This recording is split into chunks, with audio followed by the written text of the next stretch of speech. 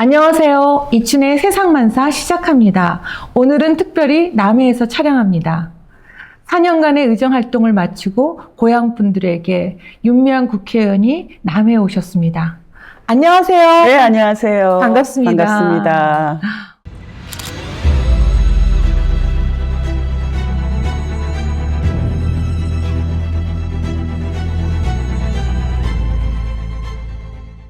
어제로 21대 국회의원 임기가 끝났습니다. 네. 어깨에 있던 무거운 짐을 털어냈습니다. 오늘 고향인 남해 네. 의정복을 하러 오셨습니다. 기분이 어떠세요? 참 감사하죠. 그러니까 제가 21대 국회의원이 되기 위해서 선거운동을 하던 시절에 여기 남해로 왔었어요. 남해 와서 우리 박수기 할머니 기억하면서 소녀상 앞에서 추모도 하고 제가 21대 국회에 들어가서 잘하겠습니다 다짐도 하고 그렇게 해서 시작을 했거든요. 근데 이제 끝나고 다시 고향 분들에게 제가 4년 동안 이렇게 살았습니다라는 것을 보고할 수 있다라는 거는 그건 아무에게나 주어지는 특혜가 아닌 것 같아요. 맞습니다. 네. 의정보고를 하면 워낙 네. 다음에 다시 출마하기 위해서 이게 홍보하기 위해서 하는 그렇죠. 거잖아요. 네, 근데 그렇죠. 이제 임기를 마지막으로 다 네. 마치고 5월 10일 날 서울에서도 의정 보고를 하고 네, 그랬습니다. 또 여기서 고향에서 한다는 게 특별한 의미가 있는 것 같습니다. 네, 그러니까 끝이 아니라 새로 시작한다는 의미도 그렇죠. 있을 것 같아요. 네. 국회의원 당선 초기에 의원님을 상대로 한 고소 고발이 너무도 많았습니다. 아직도 진행 중입니다. 네, 대부분 무죄로 판결되었는데 어떤 내용이었습니까? 가장 이제 저를 가슴 아프게 했던 거는 후원금으로 딸 유학을 시켰다라는 거. 그러니까 보통 직장 생활을 하는 엄마들이 갖고 있는 좀 미안함들이 있잖아요, 자녀에게.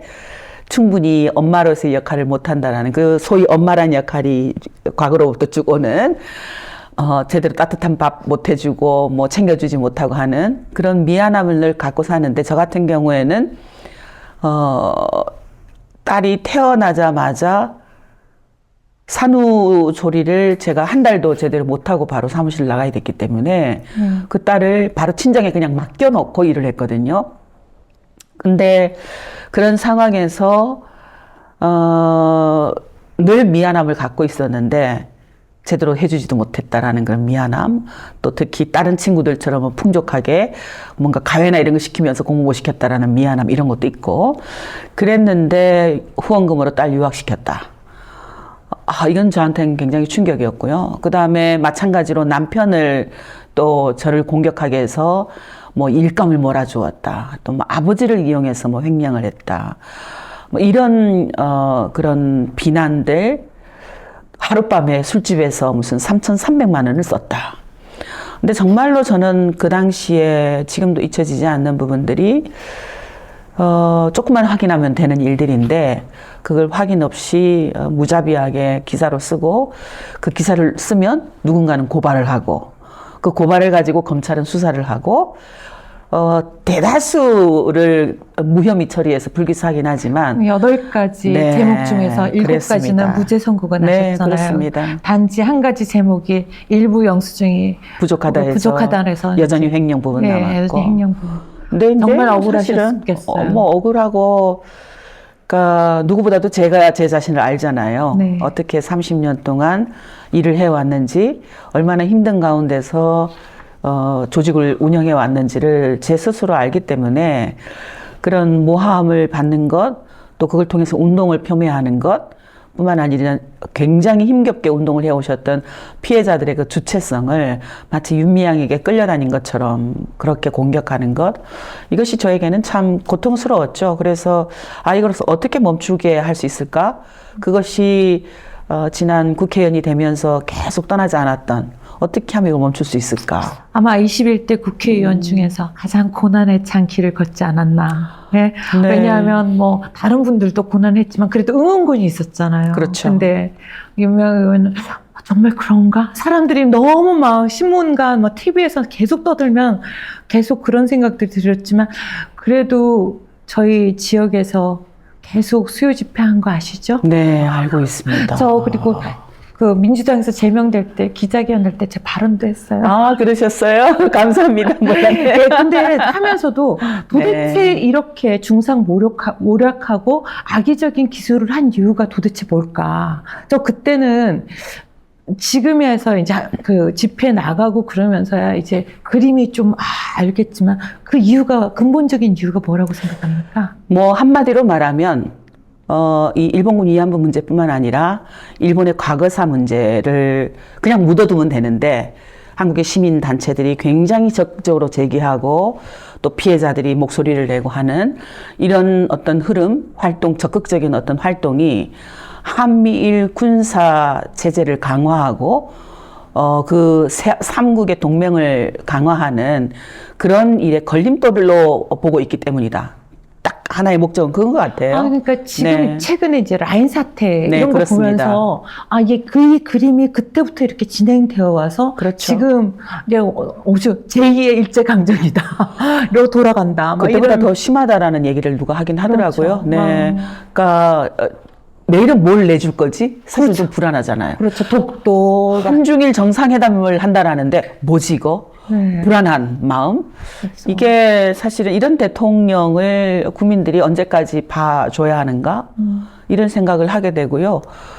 저는 제가 직접 그 역사를 지난 4년 동안 겪어왔고 또 지난 30년 동안도 사실은 그 외부에 드러나지 않아서 그렇지 늘 우리의 활동 속에 그런 두려운 공포, 공격들이 있었거든요. 무엇보다도 2015년 12월 28일 한일 간의 위안부 합의 그걸 발표하고 나서 저희 정대협의 정신내문제대책협의회가 바로 즉각적으로 그 한일 합의를 무효하다라고 선언하고 세계 각지에 있는 재외동포들 같이 네트워크를 맺어서 활동을 해나가고 이랬던 측면이 박수를 보냈던 2015 한일합의 참 잘했다라고 박수를 보냈던 유엔의 반기문 사무총장을 비롯하여 미국 정부 또 뭐 일본 정부는 뭐 말할 것도 없고요. 그들에게 저 조직은 위험한 조직이다라고 충분히 판단했을 수 있지 않을까 뭐 그런 생각이 들어요. 이번 이로 인해 갖고 의정 활동들이 너무 어려웠을 것 같아요. 그렇죠. 다른 사람의 제가 생각하기에는 다른 의원들의 2배 힘들었던 것 같아요. 왜냐면 그 한 배는 멘탈이 아니면 솔직히 네. 굉장히 위축돼 갖고 아무것도 네. 안 할 수 있게 쉽잖아요. 막 이 언론과 검사의 포화 속에서 그냥 숨어서 되게 쉬운데 우리 그 윤미향 의원은 모진 탄압 속에서도 101개, 네. 107개 법안을 발의하셨다고 네. 하셨는데 네. 어떻게 활동하셨는지 좀 그러니까 제가 그 처음에는 사실은 의기소침할 수밖에 없었죠. 뭔가 할 만하면 또 공격을 하니까 가만히 있는 게 차라리 나을까? 이런 생각이 들기도 하고 근데 가만히 있는다라고 해서 내가 이기는 것일까? 이런 생각을 스스로에게 계속했죠. 그러니까 저들이 원하는 것은 이렇게 공격하면 윤미향 입을 닫을 거야. 운동단체도 위축될 거야. 하는 것을 바라는 것이기 때문에 그 공격에 아랑곳하지 않고 가야 할 길 가야겠다라고 생각을 했던 측면이 하나 있고요. 다른 하나는 내가 당당하기 때문에 내가 저들이 말하는 것처럼 횡령한 것도 아니고 할머니들 이용해서 앵벌이한 것도 아니고 돈을 벌 목적이었으면 거기 그렇게 오래도록 있지 않죠. 뭐 30만 원, 50만 원, 70만 원 받으면서 그곳에서 그렇게 일을 오래도록 하지 않죠. 근데 제 스스로가 이 일본군 위안부 문제 해결 운동을 어떻게 해야 되겠다라는 그런 절절한 각오들 또 피해자들을 만나면서 가졌던 그 죄송함과 책임감 이런 것이 당당하게 서 있게 두 다리 힘을 줬던 것 같고요.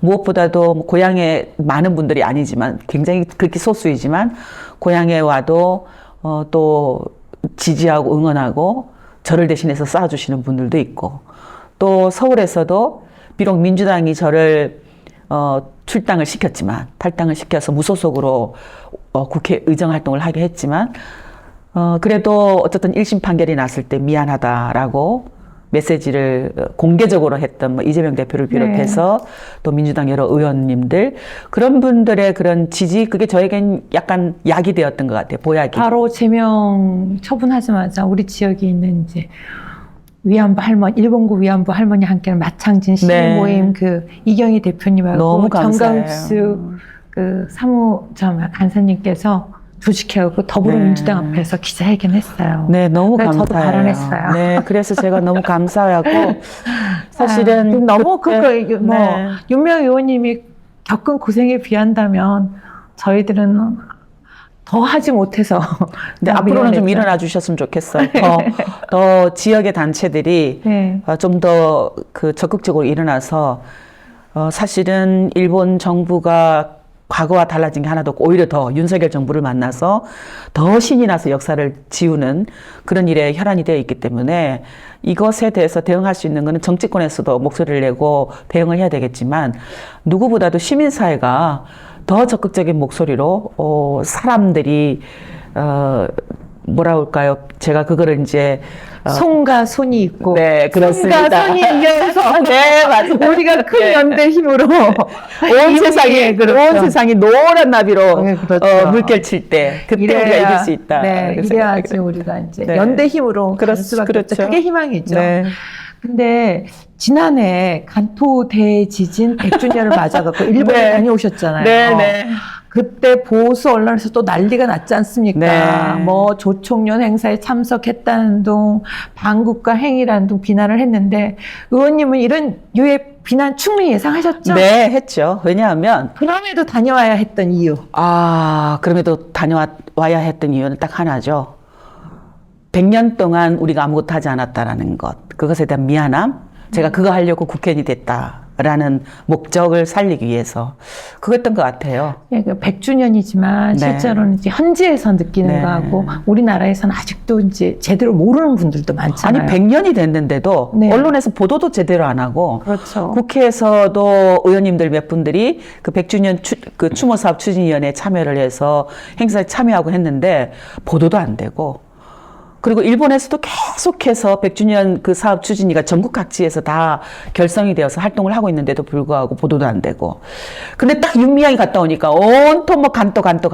네. 그래서 세상은 누군가의 희생을 요구하기도 하는구나. 그렇죠. 사회가 발전하려면 네. 누구 한 사람은 역사책에 저희가 일본하고 우리 네. 마산 창원 지역이 가깝지 않습니까? 네, 네, 거의 그렇죠. 지리적으로. 네. 그러다 보니까 그 간토 대지진 학살에 대해서 역사적인 기록들이 있어요. 거기에 대해서 동포들, 네. 학살 동포들 도와야 된다. 그리고 그때 일본 유학생들이 대거로 귀국하게 됩니다. 그런 데서 살 수가 없다고. 막 학살 그렇죠. 그냥 죽고 이러니까. 그래서 다시 간토 대지진 그 학살에 대해서 잠시만 짧게만 얘기해 주시겠습니까?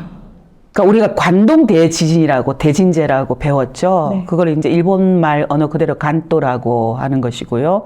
그러니까 일본 관동 지역에 100년 전이요. 지금 이제 101년 전이 되어 가고 있죠. 지진이 났고. 그런데 그 지진이 나서 뭐 집이 무너지고 도로가 파괴되고 이러니까 일본 정부가 일본 군이 직접 공기관이 어떤 소문을 퍼뜨리냐면은 우물에 조선 사람들이 독을 퍼뜨렸다. 또 일본 여성들을 강간했다. 뭐 등등. 이런 소문을 유포시키죠. 조직적으로 유포시키죠. 그리고 군과 자경단이라는 민간 일종 우리도 그런 민간 기구들이 있잖아요. 마을을 보살피고 돌면서 하는 그런 그 자경단이라는 조직이 함께 조선 사람들을 찾아다니면서 죽이기도 하고 때로는 길에 누구나 다 드나들어야 되는 그래 이 공간을 넘나들어야만 다른 곳으로 피신 갈 수 있는 그 길목에다가 바리게이트를 치고 특히 조선 사람들이 하기 어려운 15엔이라든가 주고엔 네. 이런 발음을 해봐라 라고 해서 발음이 서투르면 바로 거기서 죽이고 조선인이 네. 혐오의 대상이 그렇죠. 되었다는 거죠. 근데 거기서 중요한 거는 조선 사람만 그것을 발음 못하는 게 아니라 오사카나 지역 사투리를 하는 분들도 그 발음을 못해서 돌아가신 분들도 있고 중국 분들도 그 발음을 못해서 돌아가신 분들도 있고 그래서 100주년 때는 조선인 중국인을 같이 추모제를 진행을 했어요. 근데 정말 충격적인 것은 우리가 상해 임시정부 때 딱 한 번 일본 정부에게 진상을 규명하라. 라고 하는 공문을 보내고 그 이후에 100년 동안은 한 번도 대한민국 정부도 일본 정부에게 요청한 것도 없고 스스로 조사한 것도 없고 대한민국 국회의원 중에서도 누군가 가서 추모를 하거나 한 적이 없고 그래서 제가 가야겠다. 처음에는 이제 몇 분들에게 제안을 했어요. 같이 갔으면 좋겠습니다. 저 혼자 알았으니까. 나 혼자 그렇죠. 또 오라고 할까봐. 저 혼자 가면 좀 그러니까 좀 같이 갔으면 좋겠습니다. 라고 했는데 어느 누구도 같이 갈 분들이 나서주시지 않는 거예요. 그래서 제가 혼자 가서 가장 먼저 사실은 들렀던 곳이 사이타마현에 그곳에서 돌아가신 엿장수였던 구하경 씨, 울산에서 돈 벌러 갔다가 그곳에서 죽임을 당하셨는데 처음에는 절에 숨어 있다가 경찰이 안전할 것 같다라고 해서 경찰로 들어가서 경찰 구치소에 숨어 있었는데 그곳까지 자경단이 들어온 거죠. 그래서 60군데 이상을 찔려서 돌아가셨는데 피가 난자 살점이 떨어지고 그런데도 나는 죄 없다, 나는 잘못한 게 없다라고 마지막까지 소리치고 가셨다라는 거예요. 근데 그분은 다행히 그곳에서 돌아가셔서 그 옆에 인근에 절 옆에 그 무덤이 있는데 그게 무덤에 유해가 묻혀 있는 거예요. 그래서 그때 한국에서 같이 가신 분들이랑 제사를 지냈어요. 그게 100년 만에 제사랍니다. 일본의 이렇게 악랄한 범죄 행위와 인권 말살 행위에 대해서 왜 이렇게 너무 간대할까요?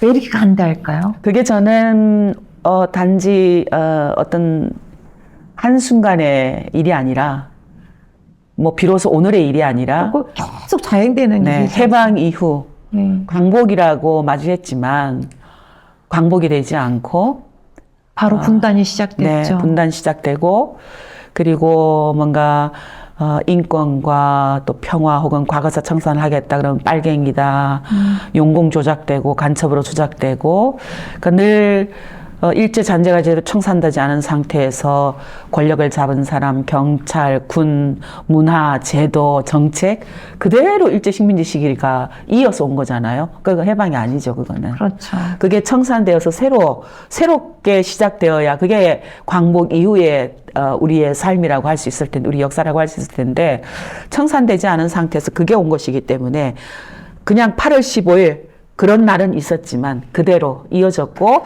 대신에 일장기가 내려진 곳에 미국 국기가 꽂혀졌고 분단은 되어서 서로 또 적대적인 관계가 되어 왔고 이런 일들이 저는 일제 과거사를 청산하는 데 있어서도 걸림돌이 되어 왔고 그것을 청산하겠다라고 하는 그런 사람들의 목소리에 대해서조차도 이번에 윤석열 대통령이 제가 간또 대진제 그 추모제 하고 와서 뭐라고 비난했냐면은 국채를 흔드는 세력이라고 했거든요. 아니 정말 무슨 영화에 보면 이런 정도는 없었다. 네. 이렇게 대놓고 친일을 갖다가 반일을 갖다가 네. 반국가 이렇게 국채를 흔드느라고 네. 하는 이런 정부는 없었다 정말. 대놓고 이제 하는 거죠, 친일을. 예. 대놓고 친일? 저는 친일이라는 말로 담아지지 않는 것 같고 종일, 네. 굴종. 이거는 네. 매국노나 할 짓이죠. 네, 그렇죠. 매국노죠. 저는 네. 아까 그 간토 대지진 100주년 행사에 같이 가자고 했었는데 국회의원들 선뜻 나서지 않았다고 그랬지 않습니까? 그렇다면 이 100주년 행사를 누가 기념하고 추념하고 하는지 네. 일본 현지 분위기는 어떤지 정말 감동이기도 하고요. 네. 나는 한국 정치인인데 그리고 한국에서 30년 동안 또 과거사 관련해서 운동을 해왔던 사람인데 우리는 뭐냐라는 자괴감이 너무나 들어요. 하루 종일 조선인 그 추모비가 있는 도쿄에 추모비가 있는 그 공간, 그 공원에 하루 종일 추모객이 계속 꽃을 왔다 가고 이 고개를 숙이고 가고 물론 저 옆에서 우익들이 막 소리를 치고 있어요. 가짜다마 등등 이러면서 그런데 그것에 대해서 조선인입니까? 아니면 우리나라 사람입니까? 아니면 일본 우익들이요. 아니 일본 우익들은 그런다고 치더라도 그 추모객으로 참석하시는 일본 분들, 제일동포 분들 구분이 없이. 근데 사실은 사실은 제일 동포들하고 일본 분들이 그 간도 대진제 조선인 희생자들을 추모하는 일은 구분 없이 함께 해왔어요. 봉선화라는 조직을 만들어서 하기도 하고, 이번에는 특히 그 희생자가 있었던 지역마다 그 추도사업 추진위원회가 만들어진데, 거기에 일본 단체도 또 조선 단체도 우리 동포 단체죠. 우리 동포 단체도 또 혹은 중국 동포 단체도 함께 추진위를 만들어서 활동을 해왔고, 좀 제가 특이했던 거는 그동안 일본군 위안부 문제를 해결하기 위해서 활동했던 여러 단체들이 있는데, 그 단체들은 위안부 문제만 하기 막 바쁘니까 간도 대진제 문제는 사실은 적극적으로 하지 못했었어요. 일본 단체들 중에서. 근데 이번에는 그 위안부 문제를 해결하기 위해서 운동했던 모든 단체들도 그 간도 대진제 100주년 추도사업 추진위원회 실행위원회, 좀 일본에서 운동하는 방식은 좀 특이해요. 뭐를 할 때마다 실행위원회를 만들어요. 그 위안부 문제로 아시아연대 회의를 해도 몇 차 아시아연대회 실행위원회. 그래서 거기에 여러 단체들이 들어와서 돈을 내면서 해요. 저도 한번 일본에 그때 조선인 학교 이렇게 한번 방문했던 적이 있었는데, 그때 보면서 정말 좀 감동이었던 것 같아요. 네, 우리보다 더 감동이잖아요. 어려운 환경에서도 이렇게 조선 사람, 그러니까 우리나라 사람이라는 긍지를 잊지 않고 어른들을 지켜나가는 것들을 보면 그랬는데, 저는 의원님도 굉장히 궁금합니다. 일본군 위안부 피해자를 위한 활동은 언제부터 시작했는지. 본격적인 시작은 92년 제가 정대백 간사로 들어가면서부터 본격적인 2년. 2년. 제가 그때 28살이었고요. 벌써 몇 년이 됐어요? 32년이 됐죠. 네. 그런데 이제 그 일본군 위안부 문제가 시작되기 전에 기생관광 반대 운동부터 시작했기 때문에 그게 88년도였거든요. 88년도 때부터 기생관광 문제에 관심을 가져서 일본 사람들이 한국에 올 때 왜 성매매 관광을 오는 것이냐. 그래서 이제 반대 피켓팅을 하기도 하고, 그러다가 자연스럽게 이 위안부 문제로 오게 된 거죠. 그러니까 운동의 시작으로 위안부 운동의 그런 전후까지 합하면 88년도부터 사실은 시작이었다라고 의미를 부여할 수 있을 것 같아요. 근데 이제 제가 그래서 늘 생각하는 게, 우리의 이 운동은 역사 속에서 위안부 문제를 누가 가르쳐줘서 그런 게 있어, 그거 찾아내자, 우리 운동을 하자, 이렇게 시작된 게 아니라, 역사는 가르쳐주지 않았어. 대한민국의 역사는. 그렇죠. 학교에서도 배운 적이 없어요. 맞아요. 네. 그런데 현대를 살아가다 보니까 계속 뭔가 이상한 일들이 반복되고 있는 느낌? 뭐지? 왜 일본 사람들이 한국 여성들이 이렇게 성매매 관광 오는 것을 아무렇지도 않게 오지? 70년대 소설 같은 데는 많았잖아요, 그죠? 그렇죠. 근데 소설 같은 데 다 알고 있음에도 불구하고 그냥 내 소설로 개편을 했지만 네. 그런가 내 보다. 문제가 아닌 그런 그냥 생각하다가 그런 여자들이 있나 보다. 88년에서 이제 기생관광 그렇죠. 문제를 하게 되고, 그래도 이제 위안부 피해자 할머니에 대해 알게 되었고, 이분들과 함께 해야겠다라고 이제 생각하시게 된 계기가 있지 않습니까? 사실은 1991년 8월 14일에 김학순 할머니가 공개 기자회견을 통해서 피해자가 살아있다, 나 여기 있다, 왜 일본 정부가 거짓말을 하느냐라고 이야기를 하죠. 근데 그때까지만 해도 그 정대협에 함께 참여하던 회원단체들, 제가 몸담고 있던 기장여신도의 전국연합회도 피해자가 한국에 살아있을 것이라는 기대를 사실 하지 않았던 거죠. 그냥 아무도 그 얘기를 하지 않았으니까. 김학순 할머니도 아무도 시키지 않았는데도 스스로 혼자서, 그죠? 할머니도 제가 물어봤어요. 할머니가 이렇게 신고를 할 때 혹시 다른 할머니들이 막 덩달아서 나중에 신고를 할 줄 알았어요? 했더니 아니, 생각도 안 했지. 왜냐하면 당신도 다 죽었을 것이라 생각했대요.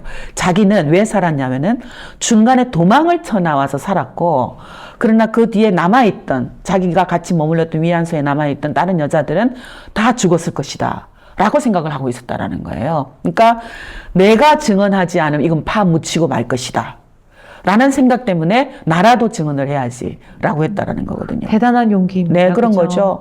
대단한 용기고, 그 용기가 저도 이 운동에 발을 딱 그냥 붙이고 떨어지지 못하게. 김학순 할머니의 네, 그 증언을 듣고 그 뒤에 만난 할머니들의 삶을 들어보면서 어떤 생각을 하게 됐냐면은, 만나면 만날수록 한국 사회의 그 부끄러운 자화상, 그리고 그렇잖아요. 80년대 대학을 다니고 70년대 박정희 정권을 때 청소년 시절을 살아서 얽매인 그런 탄압적인 분위기 속에서 청소년 시절을 지났다가 대학을 다니면서 민주화를 만나게 되고 그리고 한국 역사를 보게 되고 막 민족이 어떻고 뭐 민주주의가 어떻고 이 땅의 청년들이요 이러고 살았는데 내 옆에 요런 역사가 있다라는 걸 몰랐네. 그게 피부로 와닿았을 때는 네. 정말 어떻게 할 수가 없죠, 그죠? 그거를 그러니까 그게 자꾸 지금도 사실은 첫 경험이 그때 피해자들을 만났을 때 가졌던 그 첫 마음이라 그럴까요? 그건 지금도 저를 떠나지 못하게 만드는 것 같아요. 대부분 활동이 그랬겠지만 초기 활동이 정말 많이 힘드셨죠. 그렇죠. 힘들었죠. 이건 정말 전임미답의 걸 길이었잖아. 네. 이 위안부 네. 문제들에 대해서 어떻게 이때까지 있어왔던 운동들이 아니라 새로 새롭게 만들어가는 만들어가는 것이고, 운동들이었으니까. 그런 거죠. 네. 특히 초기에. 이제 피해자와 함께하는 운동을 만들어가는 거잖아요. 네. 근데 이제 혹자들은 피해자는 그냥 지원하는 대상이고 정대비 운동을 열심히 해서 피해자는 지원을 받는 사람들이고 이렇게 생각을 할 수 있는데 저희는 이제 그것도 만들어가고 싶었던 거죠. 피해자도 함께 운동에 적극적으로 참여해서 우리가 같이 해결하는 그런 운동으로 만들어가 보자라고 했기 때문에 피해자들과 밀접하게 거의 일체화되는 그런 운동을 할 수밖에 없었고요. 그러다 보니까 피해자들로부터 받는 우리들의 그 상처나 이런 거는 우리가 숨길 수밖에 없고 그걸 얘기할 수 없잖아요. 그렇죠. 피해자들 존중해야 되니까. 그동안도 피해자들이 손가락질을 받으면서 살았어요. 네. 근데 혹시 할머니들이 우리에게 가하는 상처 이런 것을 누군가 이야기를 했다가 그 사람이 피해자들을 또 나쁘게 보면 어떡하지? 그러면 또 할머니들이 상처를 받을 텐데 이런 것 때문에 우리가 참아내자.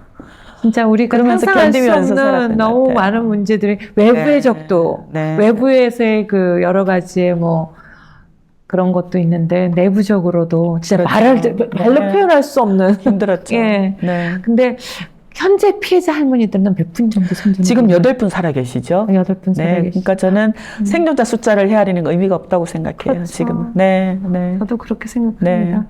지금까지 일본이 명확한 사과도 하지 않는 상태에서 한 분 한 분 돌아가셨잖아요.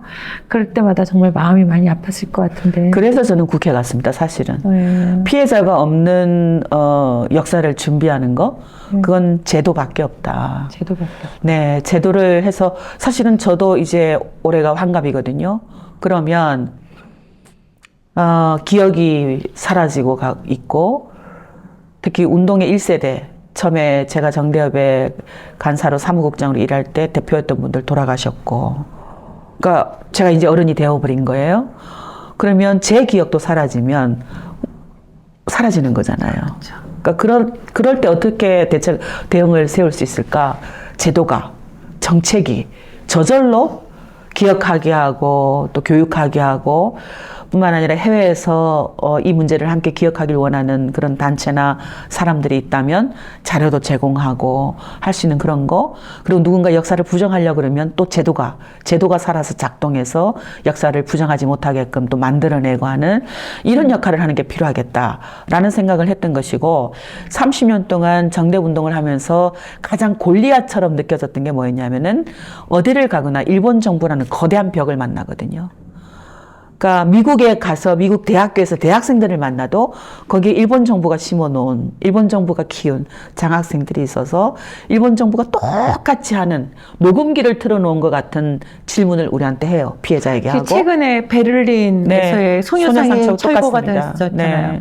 그러니까 이렇게 일본 정부는 너무도 활발하게 치밀하게 이렇게 준비를 하는데 우리는 너무 속수무책으로 그걸 전혀 안 하죠. 왜 이러는 거예요? 우리 정부는 전혀 안 하죠. 국가인데. 우리 정부는 뭐라고 얘기하냐면은 그 민간이 하는 일에 정부가 관여하는 건 옳지 않다.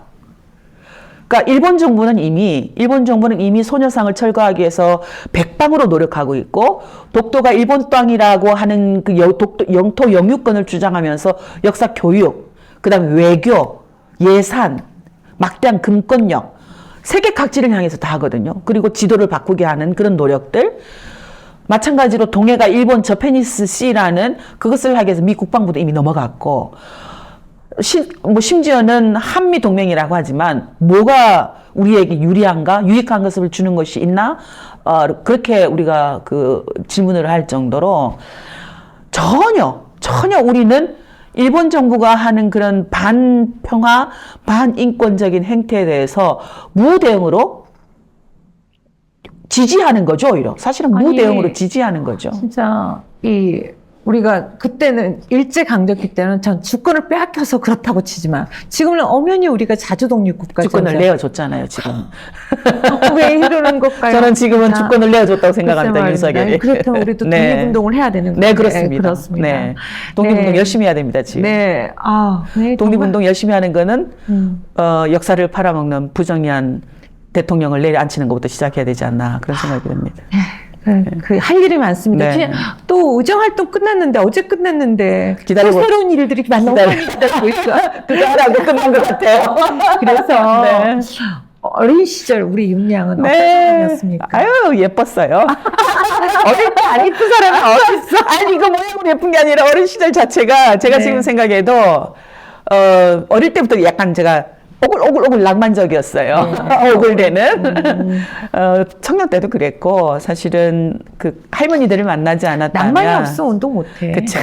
할머니들을 만나지 않았다면 지금 어떻게 살고 있을까 좀 상상이 잘 안 되는데, 어릴 때, 저희가 그때는 어릴 때는 그 박정희 정권 때니까 퇴비 증산운동. 그래서 주말이면 동네 오빠들이랑 동생들이랑 같이 인근 산에 가서 풀을 베서 학교 운동장이 여기는 우영동네 퇴비, 여기는 당항동네 퇴비를 모아가지고 그런 강제 노동이죠, 지금으로 해석하면. 그런 일도 시켰고.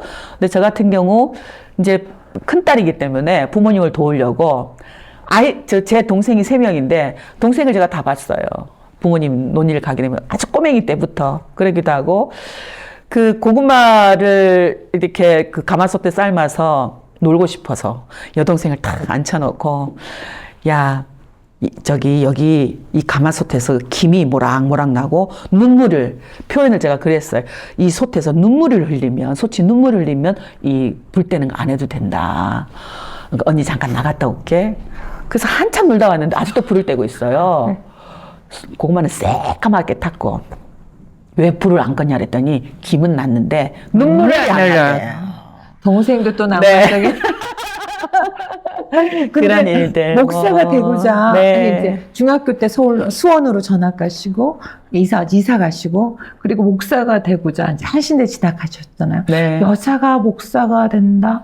어떻게 그런 결심을 하게 됐습니까? 제가 이제 어릴 때부터 모태신앙이었고, 여기 경남 지역에는 좀 드문 한국 기독교 장로회 소속 교단, 거기서 어린 시절을 다 보냈고, 부모님도 교회에서 성가대라든가 주일학교 교사라든가 이런 거 외가댁도 그렇고 큰댁도 그렇고 다 그런 삶을 살아서 어릴 때부터 굉장히 제게 그냥 편안하고 익숙한 공간이었어요. 그리고 일주일에 꼭 한 번씩 가정 예배를 드렸어요, 저녁에. 그럼 반성하게 하는 거야. 친구하고 싸운 거 고백하게 하고 미안하다 그러고 하고, 그 어떨 때는 그 가정 예배를 위해서 친구랑 싸워야 했어. 내가 잘못한 걸 고백하기 위해서.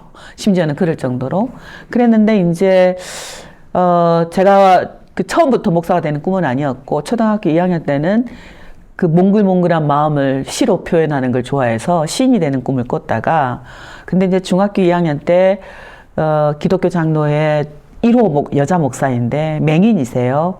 근데 그분이 쓴 수기집, 먼동이 틀 때까지라는 수기집을 제가 읽고서는 그때는 성령이 감화됐죠, 저에게. 야, 여자가 목사가 될 수 있구나. 그건 새로운 신천지를 만나는 느낌?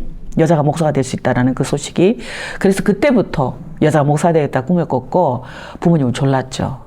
공부시켜주라. 도시로 이사가자. 도시로 이사가자. 네. 그래서 부모님이 사실은 저 때문에 이삿짐을 쌌어요. 논이랑 중요한 거 다 근데 놔두고. 왜 목사의 그 길을 안 가시고 이제 할머니들 만나서. 할머니들 만나서. 네. 할머니들이 하나님이셨네요. 네, 그렇죠. 그러니까 할머니들 만나기 전에는 준목고시 보기 위해서 신학 졸업하고 이대 대학원 졸업하고 이 정도 하면 어떻게 이 신학을 교육으로 담아낼 수 있을지, 특히 여성들이 어떻게 교회를 통해서 제대로 한국 사회 리더로 활동할 수 있을지 등등을 충분히 좀 공부를 했다고 생각을 했어요. 그때 이제 네 건방졌어라고 하는 것을 할머니들이 깨닫게 해준 거죠. 그래서 교회가 아닌 그래 할머니들하고 거리에서 사는 거 이게 어쩌면 윤미향답게 사는 것일 수 있겠다 그런 생각을 그 어릴 때 했던 것 같아요. 어릴 때 또 오늘 또 고향에 오셨는데 고향 남해에 대해서 자랑을 해주신다면? 좀 안타까워요. 지금은 주변에 여수, 광양만, 하동, 뭐 하력발전소, 산단, 국가 산단 그 지역에서 뿜어내는 대기오염 물질들 때문에 과거에 왔던 남해가 아니에요. 제가 올 때마다 좀 답답하거든요. 특히 지난 4년 동안 의정활동하면서 제 가장 큰 숙제 중에 하나가 이 대기오염 때문에 피해를 입는 지역 주민들에게는 어떻게 국가가 보상하게 할 수 있을까. 그리고 대기오염 물질을 어떤 도덕적인 책임감 없이 뿜어대는 기업들에게는 어떤 규제를 할 수 있을까. 멈추게 하기 위해서는 규제를 해야 되니까. 그리고 잘못됐다라는 걸 알게 하는 처벌로 이루어지는 거잖아요. 그걸 할 수 있을까라는 가지고 토론회도 하고 법도 발의하고 했는데 진전을 못 이뤘어요. 그래서 그게 국가 산단 지역, 주변 지역 주민 지원에 관한 네, 특별법이었습니까? 그렇습니다. 네. 그러니까 그건 꼭 남해만 생각하고 한 게 아니라 제가 특히 이제 의정 활동할 때 사람에 초점을 맞춰서 의정 활동을 했는데 천안의 장산리 마을 분들도 그 전기 이 전기 안에 그 있잖아요. 그 알루미늄 그 전선 안에 들어가는 그거를 만드는 회사인데 굉장히 공기가 좋은 지역인데 새벽이 되면 푸른 안개가 끼는데 그 안개와 함께 그 공장에서 뿜어내는 그 기체 그 공기들 그것 때문에 지역 주민들이 암에 많이 걸린 거예요. 그래서 처음에는 이게 원인을 몰랐는데 결국은 국정감사 통해서 계속 질의하고 조사하게 하고 처음에는 기업과 국가만 의논기구에 있던 거를 제가 요청해서 지역 주민 대표를 참여하게 해라 라고 해서 주민들이 원하는 방식으로 해결이 됐어요. 그 부분은. 그러니까 그런 거라든가 또 그뿐만 아니라 여러 산단 있는 지역 주민들이 다 피해를 보고 있어서 이건 과거에는 잘 살자. 뭐, 지역에 우리 일자리를 만들자. 그래서 기업을 유치하고 했잖아요. 근데 지금은 기업만 잘 살아서는 되는 사회가 아니기 때문에 어떻게 그 지역의 주민들과 함께 더불어 잘 살 수 있을 것인가. 그리고 그 기업에서 노동을 하는 노동자들과도 어떻게 잘 살 것인가. 라는 것이 만들어지지 않으면 진정한 어떤 선진국으로 갈 수 없다라는 것을 알고 있기 때문에 그 법을 만들어서 이젠 지원할 건 지원하고 기업이 책임질 건 책임지자 하는 건데, 욕 많이 먹었습니다. 고향 남해에 대한 자랑을 해달라고 했지만, 네. 솔직히 자랑만큼 중요한 게 사랑이잖아요. 그렇습니다. 우리가 이제 단지 사랑을. 제가 자랑하는데 자랑을 못했는데. 아니요, 이제 그게 사랑이에요. 네. 진정으로 사랑하기 때문에 지켜야 되고, 네. 또 좀 더 나은 걸로 해서 사랑에 대해서 활동. 저는 뭐 그래요. 결국은 사람이지 않나 싶어요. 지역에 와도 저를 반겨주는 여전히 사람, 고향, 산천 참 좋습니다. 그렇죠, 맞습니다. 네. 그렇기 때문에 일본군 위안부 피해자는 물론 염전 노동자, 네. 농업이주 노동자, 네. 일본 간투학살 피해자, 여성 독립운동가, 국가보안법 피해자, 청소년 현장 실습생 등 우리 사회 속에서 소리치지 못하는 약자를 위해 활동하셨습니다. 그죠? 네, 그랬습니다. 예, 그동안 의정 활동하시느라가 너무 고생 많으셨는데 혹시 이제 앞으로 활동 계획이 있으시다면? 제가 꿔왔던 나비의 꿈, 네. 일본군 위안부 할머니들을 만나면서 가졌던 꿈, 또 지난 의정 활동 속에서 만났던 사람을 향한 꿈, 무엇보다도 과거사뿐만 아니라 우리나라의 여러 가지 경제적인 문제, 복지 문제, 교육 문제, 이것이 결국은 저는 분단과 연관되어 있다는 것을 깨닫게 됐어요. 더 절실하게. 그래서 이 분단 체제가 해소되지 않으면 평화도, 안보도 가짜 안보 될 수밖에 없고 늘 전쟁의 위협 속에서 있을 수밖에 없고 국민의 생명과 안전이 담보될 수 없다.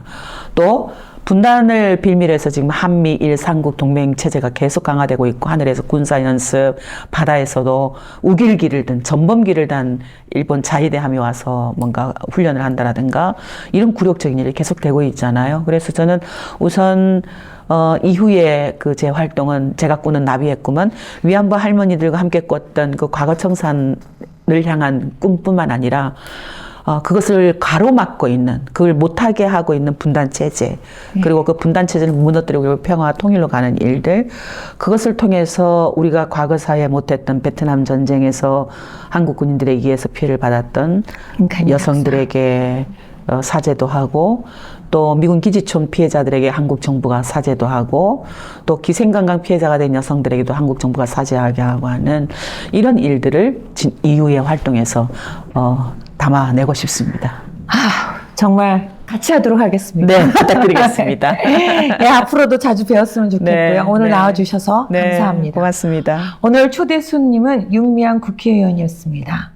김복동 할머니는 이렇게 말씀하셨습니다. 아베가 졌어. 내가 이겼어. 왜? 아베는 변하지 않았지만 우리는 수많은 사람과 함께 평화를 만들며 변화가고 있잖아. 더 담대해진 희망을 품고 다시 거리로 나선 윤미향의 나비의 꿈을 향해 응원하도록 하겠습니다. 감사합니다. 네, 오늘 이춘의 세상만사 오늘은 여기까지입니다. 감사합니다.